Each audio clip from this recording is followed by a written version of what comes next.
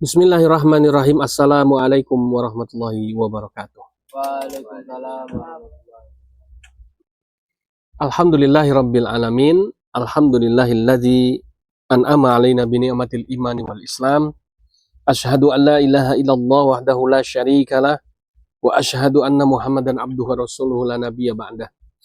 Allahumma shalli wa sallim wa barik ala sayyidina Muhammadin wa ala alihi wa sahbihi ajmain, amma ba'du. Faya ibadallah, usikum wa nafsi wa iyaya bittaqwallah faqad fazal muttaqun. Faqala Allah Ta'ala rabbi a'udzubika min hamazati syayatin wa a'udzubika rabbi ayyahdurun. Sadaqallahul adzim. Masyiral muslimin rahimakumullah. Alhamdulillah, kita panjatkan puja dan puji syukur kehadirat Allah Subhanahu wa taala yang telah melimpahkan nikmat-nikmat yang luar biasa kepada kita, terutama nikmat iman dan Islam, sehingga dengan nikmat ini kita masih bisa menjalankan kehidupan kita sebagai seorang muslim dengan baik, yang kelak insya Allah dengan keimanan inilah yang akan menyelamatkan kita di dunia, di akhir zaman, bahkan sampai nanti kelak ya kita menghadapi yaumul qiyamah. Dan mudah-mudahan kita semuanya termasuk hamba-hamba Allah yang berhak mendapatkan tiket untuk masuk ke dalam surganya. Salawat dan salam semoga terlimpah dan tercurah kepada uswatun hasanah, junjungan kita tercinta, suri teladan kita yang telah menunjukkan kepada kita hidayah Islam yang begitu sempurna dan luar biasa, yang kita ikuti, kita taati, kita hidupkan sunnah-sunnahnya dalam kehidupan kita sehari-hari, yaitu beliau adalah Nabi kita, Nabi Muhammad Sallallahu Alaihi Wasallam. Ikhwafil yang dimuliakan oleh Allah Subhanahu Wa Taala, sebelum kita membahas apa yang menjadi tema pada malam hari ini, mari sama-sama kita awali dengan melafadzkan kalimat basmalah bersama-sama. Bismillahirrahmanirrahim. Baik, kita live streaming langsung dari angkringan ya, Pondok Pesantren Al-Hadid yang berlokasi di area Pondok Pesantren Al-Hadid ya, tepatnya di Karangmojo, Kabupaten Gunung Kidul, Yogyakarta ya. Dan malam hari ini kita sambil ngobrol-ngobrol santai ya, ditemani beberapa santri-santri yang insya Allah soleh-soleha semuanya, yang mudah-mudahan ikhwafillah sekalian bagi yang ingin datang langsung untuk bersilaturahim di tempat kami, silahkan bisa berkunjung bersilaturahim untuk bisa sama-sama menguatkan ya keimanan kita satu sama yang lain. Baik ya, ikhwafillah yang dimuliakan oleh Allah Subhanahu wa taala, sebentar lagi kita akan menghadapi hari raya Idul Adha ya, hari raya kurban. Bagi antum yang mungkin masih bingung nih, saya mau kurban di mana? Mungkin kalau di tempat masjid sekitarnya itu sudah banyak sekali hewan kurban, bahkan mungkin melimpah ya, mungkin bisa dialihkan ya ke tempat-tempat yang membutuhkan seperti di tempat kami di Gunung Kidul sini ya. Kita menyalurkan hewan kurban ke seluruh wilayah yang ada di Kabupaten Gunung Kidul, yaitu ada 18 kecamatan ya. Yang kita pilih tempat-tempat itu adalah tempat-tempat yang di dalamnya ada dua ya, ada dua kriteria. Yang pertama, banyak orang-orang fakirnya. Yang kedua ya, rawan akidahnya. Nah, dua inilah yang menjadi sasaran kita, sehingga kemudian kita pilih ya, siapa yang berhak mendapatkan hewan kurban itu, dan insya Allah hewan kurbannya akan jauh lebih bermanfaat ketika disalurkan di sini. Oleh karenanya jangan ragu, silahkan salurkan hewan kurban antum semuanya kepada panitia kurban Pondok Pesantren Al-Hadid dengan harga hewan. Nanti di poster di akhir video akan ada ya, dengan nomor WA-nya juga. Baik, tema kita malam hari ini adalah MAZ ya, mu'alaf akhir zaman ya. Kok kenapa dikasih nama mu'alaf akhir zaman ya? Karena memang mu'alaf yang masuk Islam saat ini adalah mu'alaf yang lahir, yang muncul, yang masuk Islam di akhir zaman gitu ya. Sehingga menjadi seorang mu'alaf akhir zaman memang tantangannya lebih berat. Menjadi mu'alaf akhir zaman ini merupakan satu kebanggaan tersendiri ya. Menjadi mu'alaf akhir zaman ini ya, iklan ya. Menjadi mu'alaf akhir zaman ini tentunya ya, lebih banyak problematika yang bermunculan, yang kita perlu sama-sama carikan solusinya. Biar bagaimanapun juga kemunculan ya, para mu'alaf ini tidak bisa kita hindarkan. Karena ini sudah merupakan nubuat dari Nabi kita Muhammad SAW, dan itu tertuang dalam Al-Quranul Karim. Ya. Kita tahu misalnya salah satu ayat yang terkenal yang sering kita baca itu surat An-Nasr ya. jaja'a nasrullahi wal fath wa ra'aitan nasa yadkhuluna fi dinillahi afwaja. Ya. Ketika datang pertolongan dari Allah itu nanti kamu akan lihat, ya. Wa ra'aitan nasa, ya, manusia akan berbondong-bondong. Yadkhuluna fi dinillahi afwaja. Dia akan berbondong-bondong masuk ke dalam agama Islam ini. Ya. Sehingga apa yang sudah dikatakan oleh Al-Quran, ya, yang sudah disampaikan oleh baginda Nabi kita Muhammad Sallallahu Alaihi Wasallam ini bukan satu hal yang omong kosong, ya. Kenapa? Karena memang itu sudah tertulis dalam Al-Quran, ya. Sehingga kemudian tidak bisa kita tolak, tidak bisa kita abaikan, ya, kemunculan para mu'alaf-mu'alaf, ya, di akhir zaman ini akan mewarnai, ya, kehidupan keislaman kita sehari-hari. Jadi antara yang Islam dari lahir, ya, kemudian dengan Islam yang mu'alaf, ya, ini nanti akan perkembangannya ini akan bersaing gitu, ya. Jadi artinya tidak sedikit nanti yang akan masuk Islam. Dan sekarang bisa kita rasakan, ya. Hampir di setiap tempat pasti ada mu'alafnya. Makanya kalau mungkin ya 20 tahun yang lalu kita menyalurkan zakat dalam 8 asnaf yang ada di surat At-Taubah 60, kan itu kan ada salah satunya adalah wal mu'alafatu qulubuhum. Yang berhak menerima zakat di antara 8 asnaf itu salah satunya adalah mu'alaf. Mungkin dilihat di laporan keuangannya 0 buat mu'alaf gitu, ya. Kenapa? Karena memang 20 tahun yang lalu kalau kita mencari mu'alaf itu bisa dihitung pakai jari. Tapi kalau sekarang, ya, kita nyari mu'alaf, wah, ya, ada di mana-mana. Nggak susah. Makanya kalau sekarang kita lihat laporan keuangan lembaga amil zakat, ya, nasional apapun namanya, ya, tidak cuma harus Basnas, ya, kan lembaga amil zakat nasional itu banyak, ada Dompet Duafa Republika, ada PKPU, ada, ya, dan ada yang lain, ya, masing-masing kayak Muhammadiyah punya amil zakat sendiri, NU juga punya amil zakat sendiri, ini sudah nasional levelnya. Hidayatullah, ya, juga punya lembaga amil zakat sendiri dan seterusnya.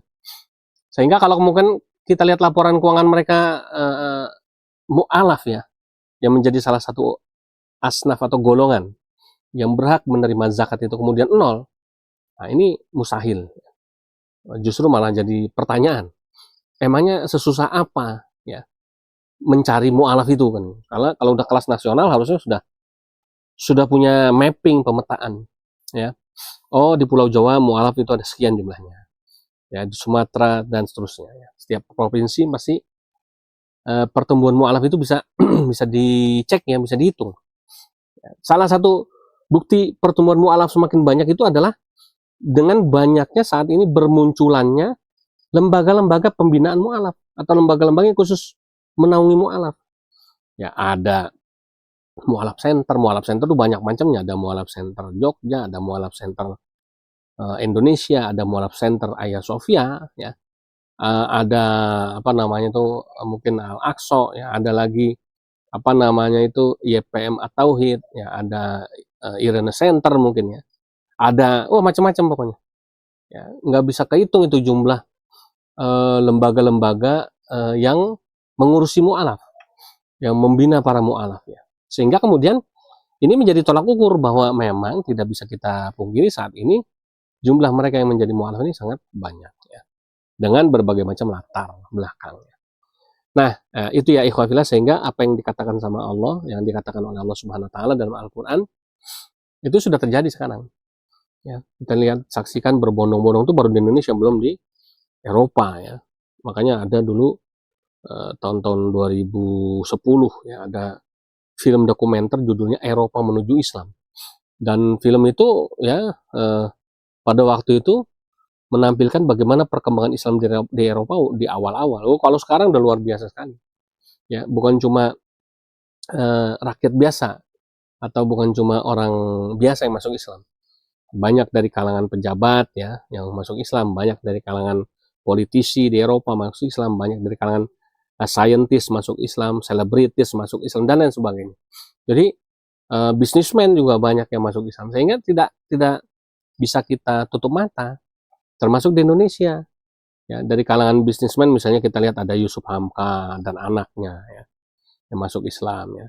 Kemudian dari kalangan artis ada Deddy Corbuzier ya, yang masuk Islam. Kemudian misalnya dari kalangan yang lain ya,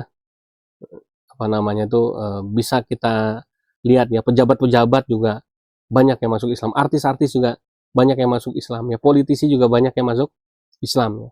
Sehingga orang-orang yang masuk Islam ini itu yang kelihatan di permukaan, yang di grassroots lebih banyak lagi. Ya, kita tahu bahwa yang namanya satu lembaga mualaf itu kita saksikan di channel-channel YouTube mereka, dalam satu hari bisa beberapa kali tuh melakukan prosesi pensyahadatan mualaf itu.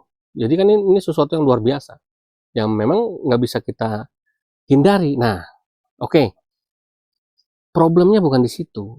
Yang mau kita bahas di sini di tema kali ini mualaf akhir zaman itu ada 3. Ya, yang ini harus menjadi pemikiran kita, yang harus kita carikan solusi pemecahannya ya. Misalnya ya, yang pertama ada 3 ya tadi saya bilang. Yang pertama, karena banyaknya sekarang lembaga-lembaga yang mengurusi mualafnya, merasa perlu kita kemudian menyatukan langkah untuk bisa memutuskan siapa lembaga yang berhak menerbitkan sertifikat masuk Islam seorang mualaf.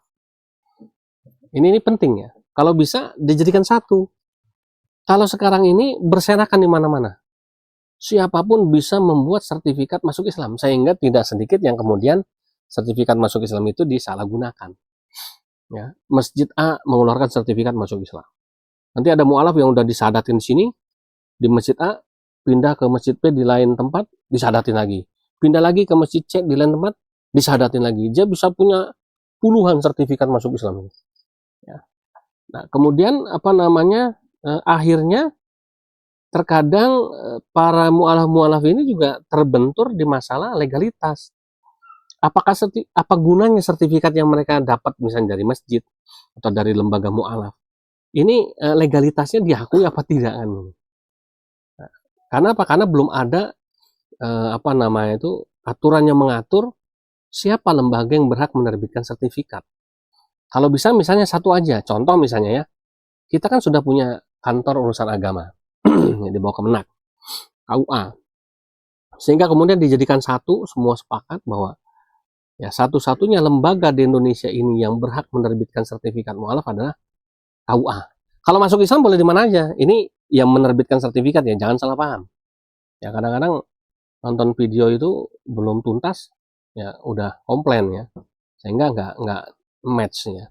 Jadi si mualaf itu boleh masuk Islam dimanapun, mau di masjid A, masjid B, masjid C, silakan. Ya, tetapi masjid itu tidak berhak ya mengeluarkan sertifikat, menerbitkan sertifikat. Mau disahadatkan di lembaga mualaf manapun boleh, silakan. Ya, mau di tempat kalau nggak salah di Basnas juga ada itu bagian atau bidang khusus untuk mualafnya. Lupa saya namanya. Sehingga siapapun boleh. Ya mau di Arimatea boleh, di YPM atau Tauhid boleh, di Masjid A, Masjid C, masjid terkenal Istiqlal segala macam boleh, silakan. Ya. Mau di pesantren juga boleh. Bahkan ya mau sama temennya pun boleh. Ya. Misalnya punya temen ustadz ya kan. Nongkrong-nongkrong minta syahadat, ya silakan aja. Yang penting memenuhi syarat dan rukun ya pensyahadatan, sah aja. Tetapi bicara masalah legalitasnya, karena kan mualaf ini kan perlu identitas ya. Jadi mualaf ini perlu identitas, jangan sampai nanti setelah masuk Islam dia nggak punya identitas sama sekali ya. Nah ini yang akhirnya kemudian jadi seolah-olah mualaf ini terkesan liar kan gitu. Ini yang tidak kita inginkan, nggak boleh lagi ada sebutan mualaf yang liar. Mualaf itu harus ditertibkan. Ya, salah satunya adalah tadi menyepakati siapa lembaga yang berhak mengeluarkan sertifikat, misalnya KUA saja. Oke, si mualaf tersebut mungkin diantar sama ya orang terdekatnya atau siapapun, mungkin takmirnya atau mungkin ustadz yang mengajarinya, membimbingnya. masuk Islam, datang ke kantor urusan agama setempat ya untuk melaporkan si mu'alaf ini sudah masuk Islam dan meminta untuk dikeluarkan sertifikat. Nah, nanti kepala KUA setempat kan lewat bagiannya mengecek ya memang memenuhi syarat ya, maka kenapa tidak dibuatkan sertifikat, sehingga mungkin dia akan mengganti identitasnya yang tadinya agamanya misalnya masih non muslim diganti menjadi muslim, kan lebih mudah karena sertifikat itu dari KUA ya, sehingga ini menjadi modal dia ya. Kalau yang bertanda tangan di situ sudah jelas ya dari aparatur pemerintahan ya kan lebih mudah karena dia akan dia sudah secara otomatis terkoneksi dengan Dukcapil misalnya kan gitu ya. Nggak perlu repot-repot kan gitu. Nah, ini akan lebih memudahkan. Jadi itu ya. Jadi yang perlu kita pikirkan ke depan adalah karena mu'alaf ini sudah banyak sekali, sudah waktunya kita memikirkan ya. Memikirkan satu tadi permasalahan siapa lembaga yang berhak menerbitkan sertifikat. Misalnya, wah nggak bisa cuma satu. Kadang-kadang ada KUA yang tidak tidak bisa diajak kerjasama. Ya, ada yang ketus kepala KUA-nya, ada yang judes, ada yang cuek, ada yang benci sama mu'alaf ya. Memang macam-macam. Kita nggak bisa pukul namanya manusia ya. Ya nggak semuanya welcome juga. Ada orang yang dengar kata mu'alaf langsung udahlah biarinin aja ya. Ngapain juga dia masuk-masuk, kan agama sama aja, ngapain sih pakai masuk Islam, nambah-nambahin jumlah orang Islam aja lo yang miskin kan gitu. Mungkin ya ada yang begitu, namanya orang ya.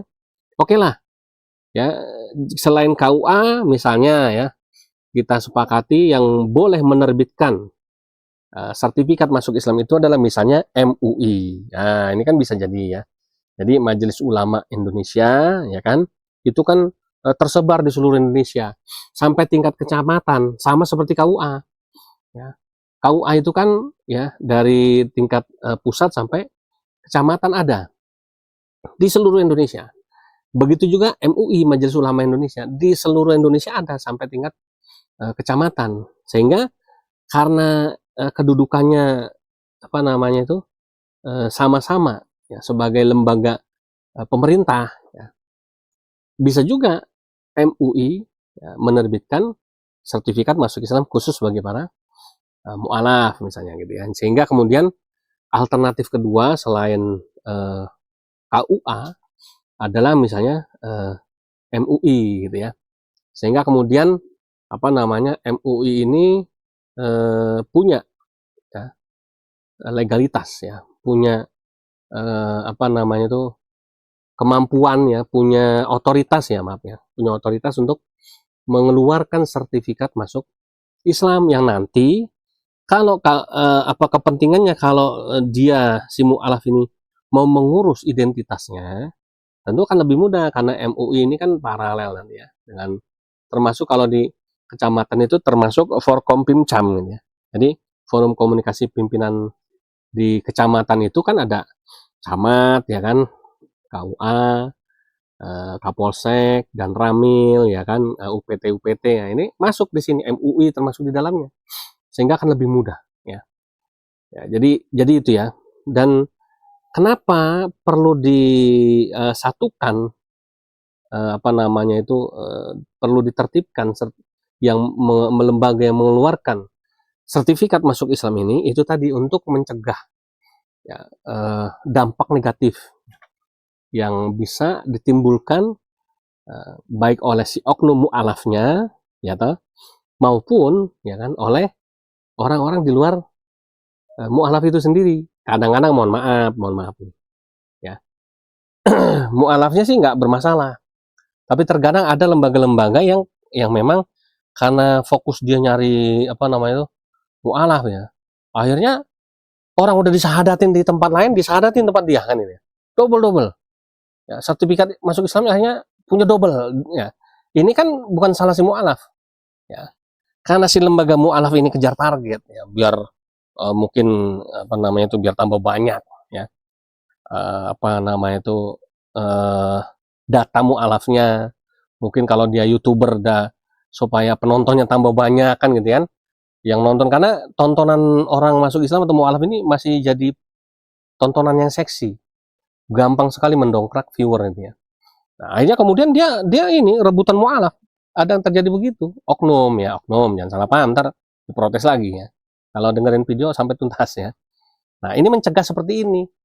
Satu sisi si mualafnya ini juga ya tidak bisa menyimpang, di sisi lain lembaga-lembaga yang apa namanya itu, yang memang maaf ya, hanya memanfaatkan mualaf untuk kepentingannya ya, ini juga menjadi geraknya semakin sempit ya, sehingga hanya misalnya tadi ya, KUA yang berhak menerbitkan sertifikat masuk Islam seorang mualaf.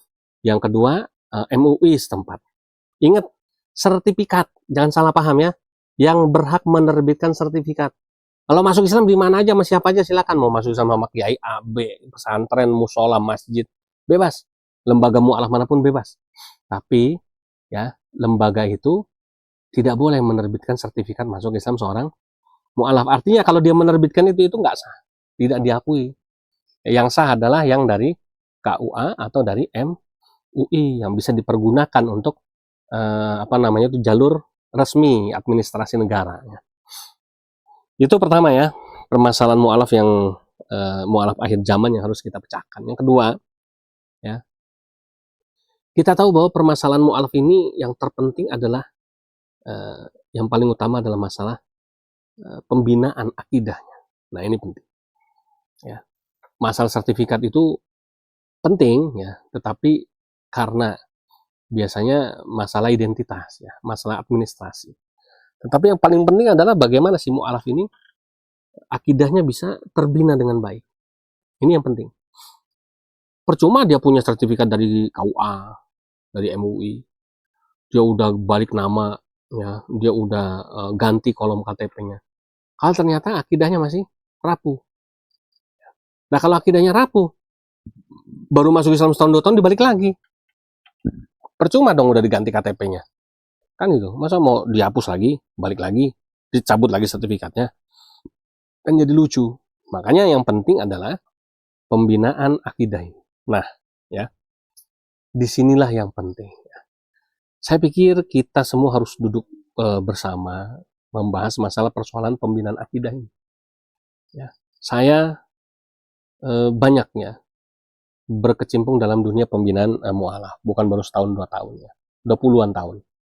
Dan saya melihat saat ini sebetulnya nggak kekurangan, ya, karena dengan bermunculannya lembaga-lembaga mualaf ini sebetulnya menguntungkan dari sisi pembinaan akidah harusnya. Kenapa? Karena begini, ya, ini yang harus dipahami.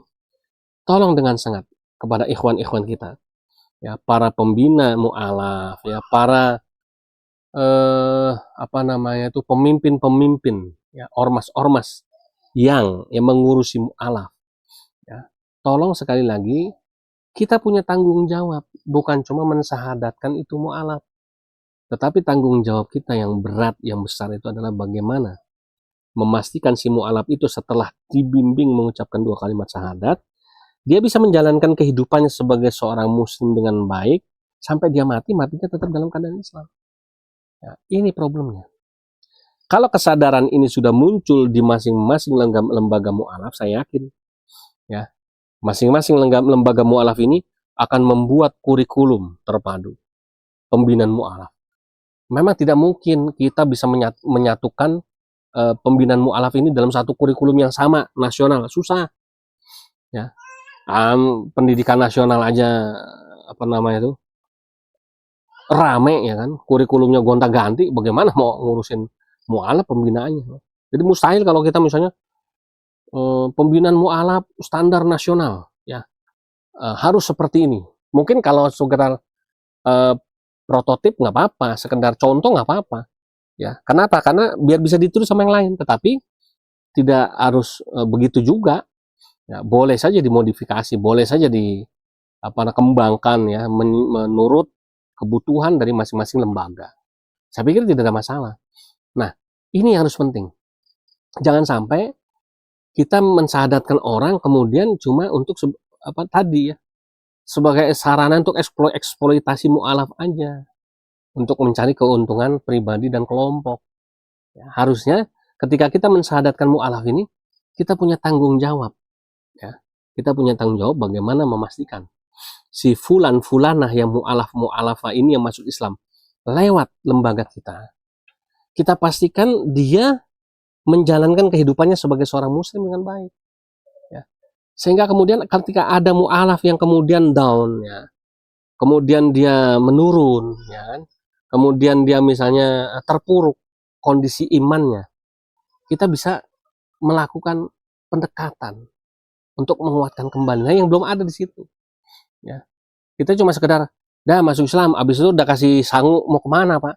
Masuk Islamnya di sini, ya kan, dia intinya minta duit, dikasih hadiah, dia pergi kemana? Alasannya mau nyari tempat buat belajar, ya kan?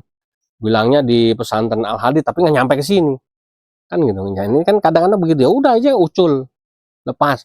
Nanti di tempat lain begitu lagi begitu dia. Ini kita ngarapkan begitu. Ya. Jadi sekarang kan zaman sudah canggih. Makanya kalau kita satukan, ya, lembaga yang berhak menerbitkan sertifikat itu hanya lembaga-lembaga yang ditunjuk, misalnya tadi 1 atau 2, nanti kan ada database-nya, lebih mudah kita mengakses. Misalnya ada orang ngaku mu'alaf, ya, Bapak mu'alaf tahun berapa?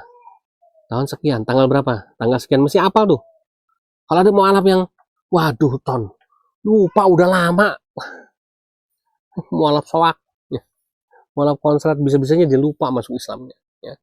Jadi ya, tapi ada juga mungkin kalau udah sepuh, ya mungkin ya nggak salah juga, namanya manusia, ya.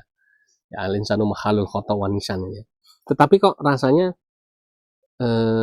kita punya istri, tanggal pernikahan kita tanggal berapa?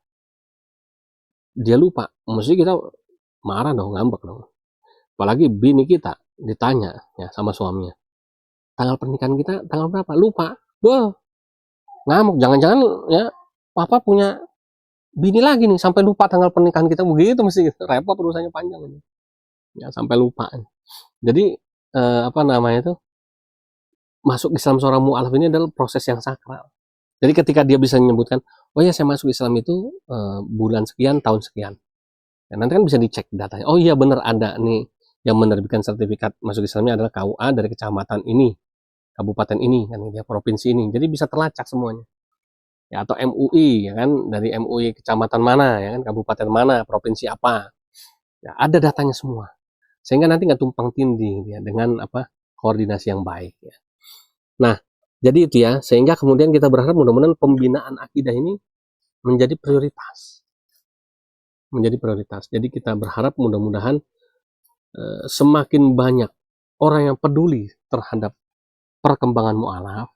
Dia bukan cuma peduli karena kagum, ya kan. Mu'alaf itu biasa kalau masuk Islam tuh pintar, karena pintar. Mu'alaf itu karena hidayah, bukan gitu aja. Kita punya kewajiban untuk mendidik dia, membina dia menjadi muslim yang baik, ya kan. Seperti halnya kita yang Islam dari lahir, kan begitu. Nah, ini, ya, itu masalah yang kedua. Masalah yang ketiga yang juga menurut saya penting untuk kita perhatikan, karena saat ini banyak sekali para mu'alaf yang masuk Islam adalah, nah ini, ya, masalah pendampingan ekonomi mu'alaf. Kita tahu ini sudah menjadi konsumsi publik, ya. Rata-rata memang begini, konsepnya begini, saya mau cerita dulu. Ketika masuk Islam itu seorang ilmuwan, maka menjadi berkah buat Islam. Sebab apa?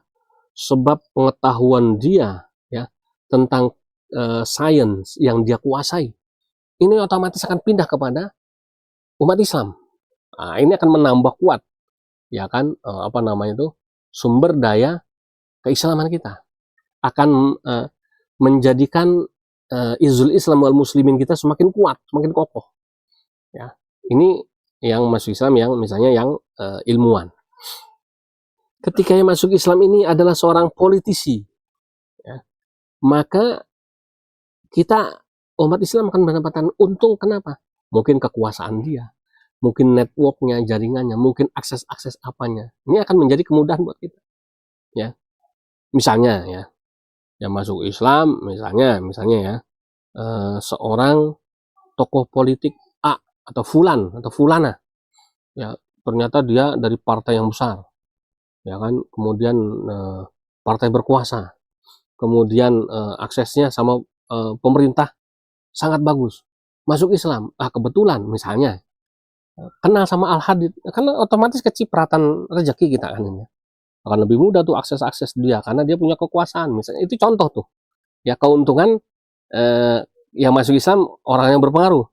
Kalau masuk Islam misalnya bisnismen ya seperti Yusuf Hamka, punya duit banyak, maka harta kekayaan dia ya setelah dia syahadat pindah kepada umat Islam ya.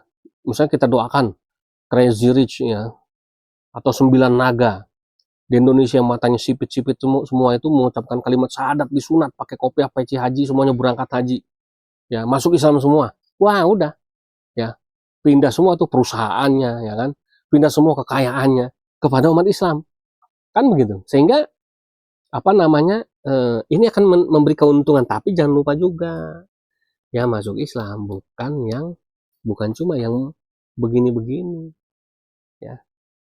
Kebanyakan itu yang masuk Islam itu ya mohon maaf gitu ya, membawa persoalan sosial sendiri ya. Misalnya ya, yang masuk Islam kita lihat ya di grassroots aja lah, ternyata orang yang diusir dari keluarga. Jadi mungkin oke lah, taruhlah dia sebelum dia jadi Islam dia punya macam-macam, punya A, B, C, D, F. Tapi setelah dia jadi Islam nih permasalahannya, dia jadi miskin, diusir keluarga, ya kan, putus waris, ya kan, nggak punya apa-apa. Nah ini permasalahan baru. Sehingga kemudian ya ini membawa dampak ekonomi sosial yang luas buat kita umat Islam. Nah disinilah pentingnya pendampingan atau pemberdayaan ekonomi. Ya. Nah kita berharap mudah-mudahan dengan banyaknya lembaga amil zakat di Indonesia, ya, karena mu'alaf ada hak, ya, punya hak, karena termasuk dari salah satu dari 8 asnaf atau golongan yang berhak menerima zakat, ya kan.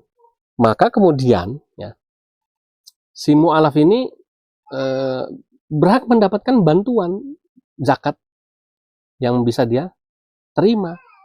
Nah kemudian ya kan, kita kalau bisa memberikan bantuan sama mu'alaf tuh oke lah, bantuan konsumtif secukupnya. Misalnya dia lapar ya kita kasih bantuan dia supaya nggak kelaparan. Dia nggak punya baju, kita kasih bantuan dia supaya bisa beli baju, atau kita kasih baju masih layak pakai lah. Dia nggak bisa buat bayar anak sekolah, kita kasih bantuan santunan untuk anak sekolah. Tapi kan nggak mungkin kita melulu mencukupi kehidupan dia sehari-hari. Misalnya kebutuhan dia sebulan 2 juta, tiap bulan 2 juta satu mu'alaf kita cukupin. Wah kalau begitu terus ya mu'alafnya nggak ngapa-ngapain dong, kan begitu, enak jadinya. Nggak boleh begitu juga, kita ini namanya pembodohan mu'alafnya. Kalau yang paling bagus adalah ya, nah ini saya terus terang ya, tadi siang saya kedatangan rombongan dari Basnas Kabupaten Sleman. Jadi di daerah istimewa Yogyakarta ini ada 4 kabupaten. Kabupaten Sleman, Kabupaten Gunung Kidul, Kabupaten Bantul, Kabupaten Kulon Progo, sama 1 Kota Madia Yogyakarta. Jadi ada 5. Nah, kami saat ini nih Pondok Pesantren Al-Hadid ada di Kabupaten Gunung Kidul. Nah, saya tadi siang kedatangan rombongan dari Basnas Kabupaten Sleman, tetangga kabupaten. Ya, ada ketuanya, ada wakil-wakilnya, iya pejabat-pejabatnya di Basnas Kabupaten Sleman. Datang ke sini bersilaturahim, ya intinya meminta saya untuk menjadi pembicara tanggal 14 Juli di acara Gebiar Mu'alaf. Saya kaget, Gebiar Mu'alaf, acara apa itu Pak? Jadi beliau cerita, di Basnas Kabupaten Sleman ini perhatian untuk pemberdayaan mu'alaf ini sangat baik. Dan ini saya sebenarnya udah tahu lama, karena saya sering diminta untuk memberikan pelatihan terhadap penyuluh-penyuluh agama Islam fungsional di tiap KUA yang ada di sana. Kemudian saya juga memberikan penyuluhan kepada para mu'alaf-mu'alafnya. Saya menjadi saksi memang bagaimana Basnas Kabupaten Sleman ini ya begitu perhatian kepada nasib para mu'alaf yang ada di Kabupaten Sleman itu. Sehingga kemudian yang membuat saya kagum adalah selalu ada gebrakan baru. Belum lama tahun lalu mereka bikin wisuda mu'alaf. Wah, luar biasa. Jadi wisuda mu'alaf ini, mu'alaf-mu'alaf yang sudah dibina ini dites betul tuh. Perkembangan akidahnya gimana, bacaan sholatnya udah bisa belum, baca Qur'annya ya. Kalau tugas-tugas kayak ajan ya kan, seperti tugas-tugas apa dalam pemasyarakatan lah, memandikan jenazah dan lain sebagainya. Itu diwisudakan. Nah, besok ini tanggal 14 Juli mereka akan bikin gebyar mu'alaf. Jadi mereka akan menampilkan ya kan pemberdayaan ekonomi, keberhasilan Basnas Kabupaten Sleman ini memberdayakan, memberikan bantuan pendampingan UMKM bagi para mu'alafnya. Dan alhamdulillah tadi ya, kopi tahajud kami dilirik sama beliau, Pak Kriswanto namanya, Ketua Basnas Sleman. Karena ini termasuk ya bagian daripada kreasi ya santri-santri mu'alaf di Al-Hadid juga. Ya, ini di sini ya yang sering kita promosikan tiap malam ini, yang kita minum ya di angkringan ini ya. Karena kopi tahajud ini amal usaha pesantren Al-Hadid ya. Nah, jadi nanti besok di acara gebyar mu'alaf itu akan dipamerkan produk-produk UMKM mu'alaf. Wah, ini luar biasa, ini belum ada itu. Ya, saya sangat kagum gitu ya, tertarik sama gebrakan dari Basnas Kabupaten Sleman ini. Makanya saya bilang saya pasti datang. Ya. Udah kalaupun tanggal 14 Juli itu saya sudah ada jadwal, akan saya geser. Saya nggak mau melewatkan kesempatan emas. Saya merinding, saya terharu ya mendengar Basnas Kabupaten Sleman ini begitu peduli ya, begitu memuliakan para mu'alaf ya, luar biasa. Jadi melalui video ini saya juga memberikan apresiasi kepada Pak Kriswanto ya, Pak Muhi ya, Pak Dr. Anung dan seluruh pengurus Basnas Kabupaten Sleman ya, daerah istimewa Yogyakarta yang sudah memperjuangkan nasib mu'alaf sedemikian rupa, luar biasa ya. Ya, saya memberikan penghargaan setinggi-tingginya kepada jenengan semuanya, luar biasa. Nah, jadi kembali lagi ke topik kita. Ternyata pemberdayaan mu'alaf dari sisi ekonomi penting, ya kan? Berkali-kali saya katakan bahwa Rasulullah SAW saja sudah mengatakan ya kadal faqara ayyakun al-kufra. Namanya fakir itu dekat sama kafir. Orang kalau fakir terus, ya kemudian diiming-imingin, ya untuk murtad gampang. Ya. Makanya ekonomi menjadi penting.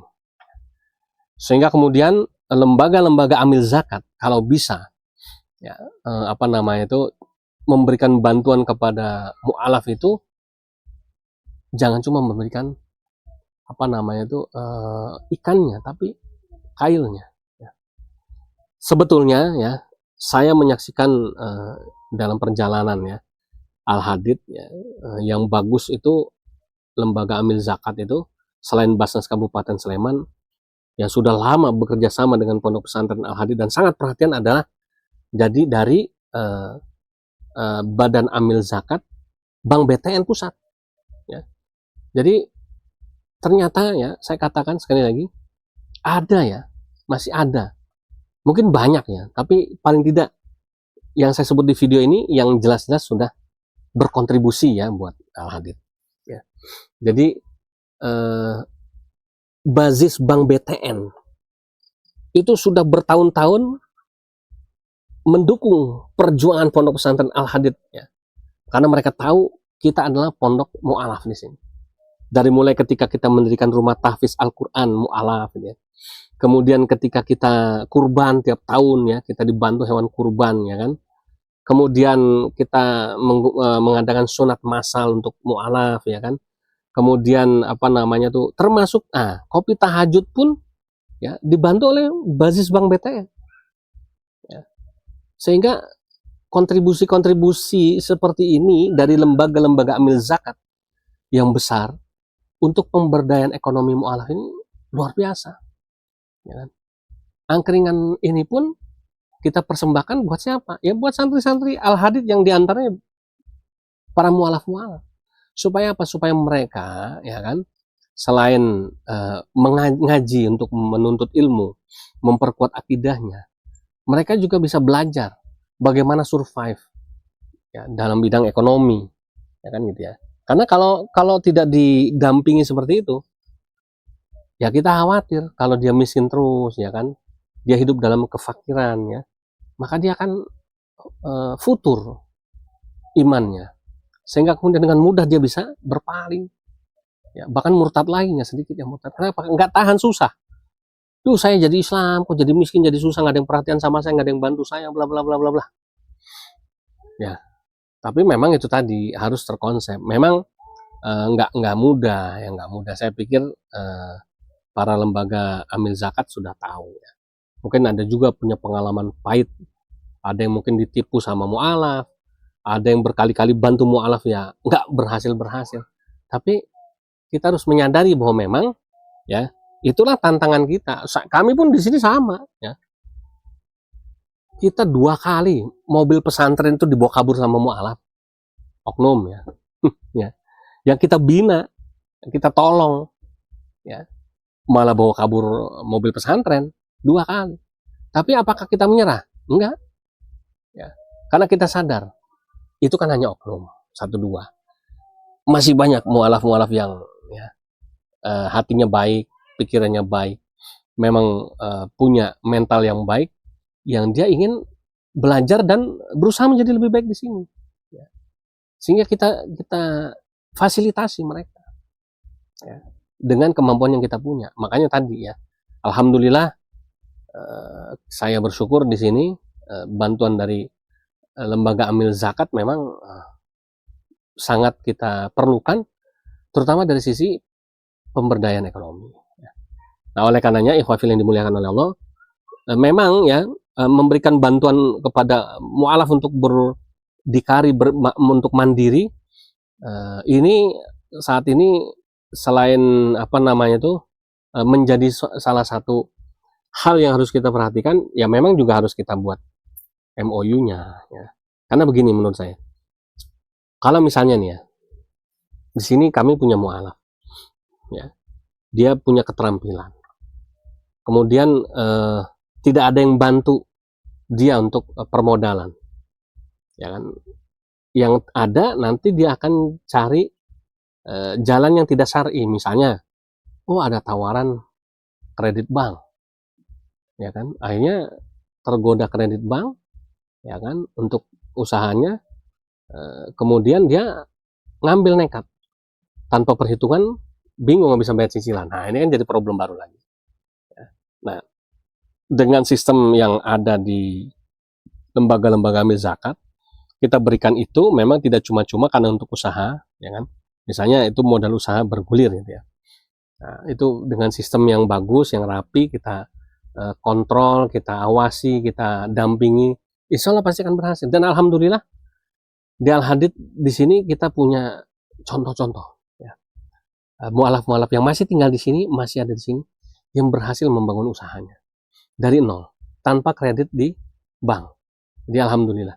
Oleh karenanya kita berharap ya, mudah-mudahan para lembaga-lembaga amil zakat ini mulai memikirkan cara yang jitu untuk bisa memberikan pemberdayaan ekonomi, bantuan pemberdayaan ekonomi untuk para mu'alaf. Dan karena kami yakin mu'alaf-mu'alaf ini punya skill, punya kemampuan yang paling tidak, mohon maaf, minimal ya, dikasih modal beli ayam misalnya, nih beli, tak kasih modal 200.000, beli ayam, atau jangan dikasih duitnya lah, beliin ayam aja, 2 betina, 1 jantan, ya, betina yang siap ya kawin, ya, jantan yang siap kawin, dah suruh urus, ya, tolong diurus sampai dia banyak. Bilang ini ayam nggak dikasih, ayam ini kami pinjamkan, nanti kalau udah banyak, ini ayam ini kami ambil lagi, sisanya yang udah banyak itu buat kamu, ya kan. Dia akan berpikir ya bagaimana caranya supaya ya kalau ini dia mau untung ya dia urusin ayam itu kan, nggak kerasa sambil santai-santai dia ngurusin ayam bertelur ya kan. Kemudian netes ayamnya ya kan.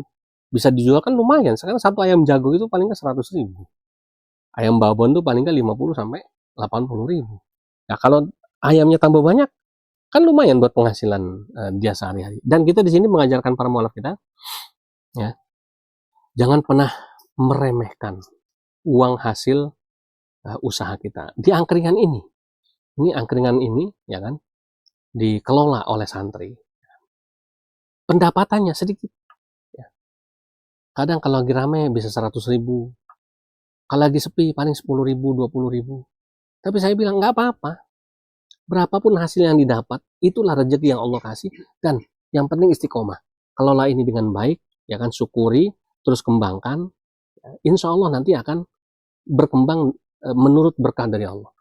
Ya.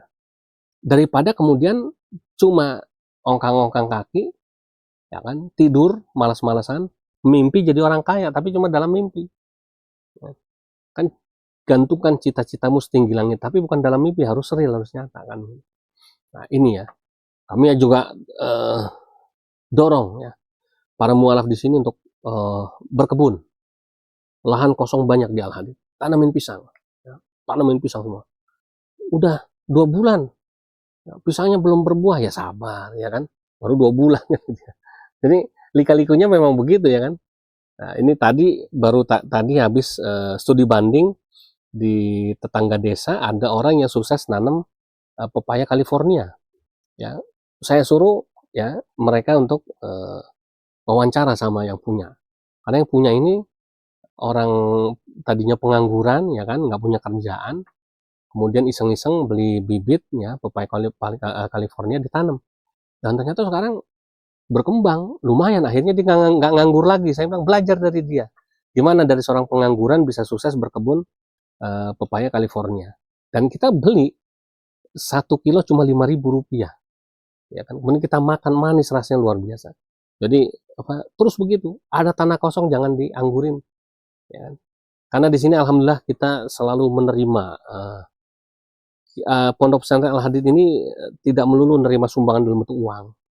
Alhamdulillah ada dari Profesor Usman Abu Bakar ya, bersama tim dari NASA ikut bantu di sini. Ada dari teman-teman HNI dari Halal Network ya, internasional bantu di sini. Bahkan ada dari relawan-relawan ya kan, ada Ustadz Sugeng ya kan, ada dari Propolis Proflavo ya, ada, apa namanya tuh, ada Pak Prayitno, Pak Imam ya, kemudian tim ya dari Propolis ini kemudian mensupport kami. Ya, tidak lain tidak bukan, ini bukan dikasih dalam bentuk uang, tapi dalam bentuk produk untuk usaha. Ya. Nah ini yang harus dikembangkan intinya gitu ya. Kalau saya cerita amal usaha di pondok banyak. Ya, baju bekas aja kita jual gitu ya. Supaya apa? Supaya di sini kita tidak terbiasa, jangan cuma minta. Minta boleh karena memang apa ya? Memang kebutuhan kita banyak. Di sini semuanya gratis nggak bayar. Semua kebutuhan orang kita cukupin kan ya. Ada 75 orang yang mungkin kita kasih gratis 100%. Maka salah satunya adalah memberdayakan mereka untuk bisa mencari ya penghidupan yang lebih baik ya. Kita punya toko baju bekas juga, ya kan? Apapun yang kita lakukan untuk pemberdayaan ekonomi para mualaf-mualaf kita di sini. Ya, sehingga kemudian mereka selain akidahnya menjadi kuat, ekonominya pun kita berharap menjadi mapan. Ya. Sehingga kemudian tidak lagi berpikir untuk kembali lagi ke zaman jahiliyahnya. Nah, itu ya ikhwafil yang dimuliakan oleh Allah Subhanahu wa taala. Oleh karenanya kami berharap mudah-mudahan ya ini adalah suara dari para mualaf juga, karena saya juga pernah jadi mualaf tahun 94 ya. Kita berharap mudah-mudahan problematika mualaf akhir zaman ini ya dari 3 yang kami usulkan tadi ini saat ini menjadi fokus buat kita sama-sama carikan jalan keluarnya supaya para mualaf kita ini menjadi mualaf-mualaf yang kelak akan menjadi aset buat dakwah kita. Itu saja, sudah dikasih peringatan sama timnya bahwa waktunya sudah melewati batas ya. Nanti supaya tidak bosan ya, kita akan sambung lagi di pembahasan berikutnya. Mudah-mudahan bermanfaat ya. Memang kalau bahas mualaf ini nggak ada habisnya. Kenapa? Karena memang ini makanan kita sehari-hari di Al-Hadid ini pondok mualaf. Jadi kalau mau ngomong mualaf itu dari A sampai Z itu ada semua di sini ya. Sehingga mudah-mudahan ini menjadi motivasi buat kita semua supaya bagi Bapak Ibu yang Islam dari lahir, ya mudah-mudahan doakan para mualaf-mualaf yang belajar di sini mudah-mudahan tambah istiqomah dalam Islam. Ya, bagi Bapak Ibu yang ada di luar sana yang para mualaf ingin belajar, datang aja ke Pondok Pesantren Al-Hadid, gratis tidak bayar. Ya, kita berjuang bersama-sama di sini. Jazakumullah khairan katsiran wa afu minkum. Subhanakallahumma rabbana wa bihamdika asyhadu an la ilaha illa anta astaghfiruka wa atubu ilaik. Billahi taufiq wal hidayah. Wassalamualaikum warahmatullahi wabarakatuh.